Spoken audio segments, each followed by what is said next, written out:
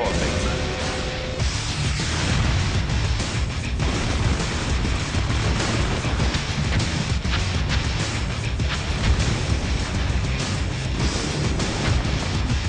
So Red Alert 3, the Soviets find themselves at the brink of defeat at the hands of the Allies yet again. You know, the same thing that's been happening at the end of every Red Alert game.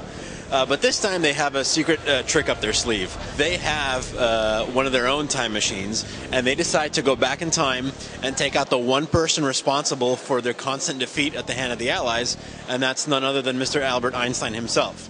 So they go back in time, they take out Einstein, they come back to the present to expect that Moscow has been restored, and indeed it has, and the Allies are nowhere to be found, at least initially.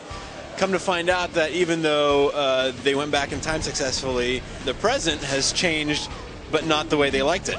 Or not the way they were expecting it to, anyway. They've spawned a new enemy on the stage, which we call the Empire of the Rising Sun, which is the Empire of Japan.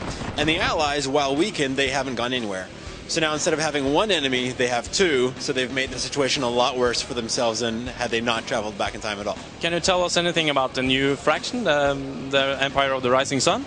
I can't give you too many details, but of course they're Japanese, so you'd expect a lot of Japanese popular culture to sneak their way into the faction.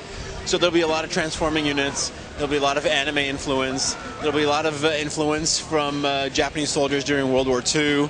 And they're a very, very fun faction to play with. They're probably a little bit harder to play with given their transformable nature than either the Allies or the Soviets, but we think players will really latch onto a lot of the Japanese units.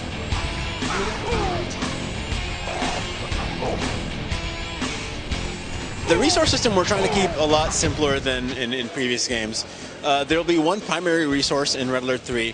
The way that you mine it is pretty simple. We give you, when you go to build a resource structure down, like a refinery, we give you a little preview of where the most ideal place for that structure is. And when you place it down, it spawns a harvester all on its own. You don't have to build one manually.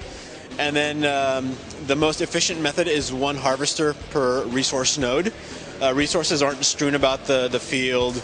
They're localized in very centralized, or they're located in very centralized areas that we call resource nodes. And there's a variable number of nodes per map.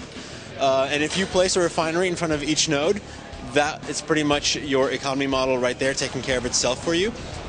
We find that players want to focus on the combat and the exploration, and not so much the resource model. So Red Alert 3 straddles the line very neatly between letting people do that and still giving players a chance to harass their opponent's economy and not dumbing it down too much. Our base unit lost low power. The entire game, the entire Red Alert 3 campaign is co-op. So even if you don't have any friends like me, you can play the game, or you'll have to play the game with an AI co-commander.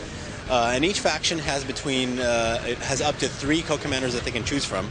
And each commander, of course, has their own strengths and weaknesses and prefers different kind of units and structures. And the commanders that you fight with in one campaign, that are your buddies, they'll end up being your mortal enemies when you switch campaigns later on. So it's kind of like a fighting game in that sense, where Guile is your buddy in one map, and he's your guy that you're fighting against in another. As you're playing the campaign, if at any point your friend comes online and you're sick of playing with a AI commander, you can very easily just drop in your buddy in the next mission. He'll take over the role of that co-commander, and you can play the entire game that way.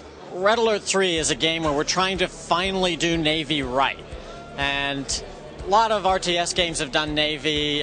Even some of the earlier Red Alert games had pretty robust Navy, but it still felt a little bit ancillary to the gameplay, which was focused mostly on land. With Red Alert 3, we're allowing you to build your base on the water. There are resources on the water, out in the oceans. So really, to play Red Alert 3 well, you have to be a master of the ocean as well as the land.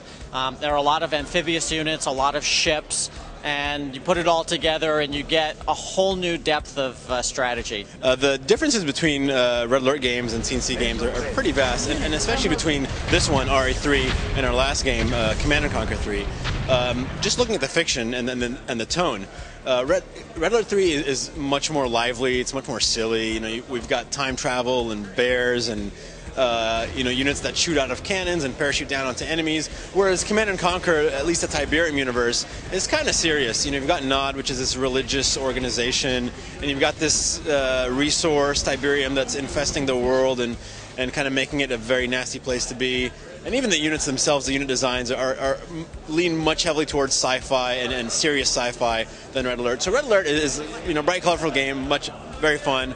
Tiberium, not so much on the bright and colorful. Still fun, but kind of dark and brooding. Have you gotten the chance to get yourself a favorite unit in the new game yet? Oh yeah, absolutely. My favorite unit has always been the Bullfrog, the Soviet Bullfrog, which you saw in the demo.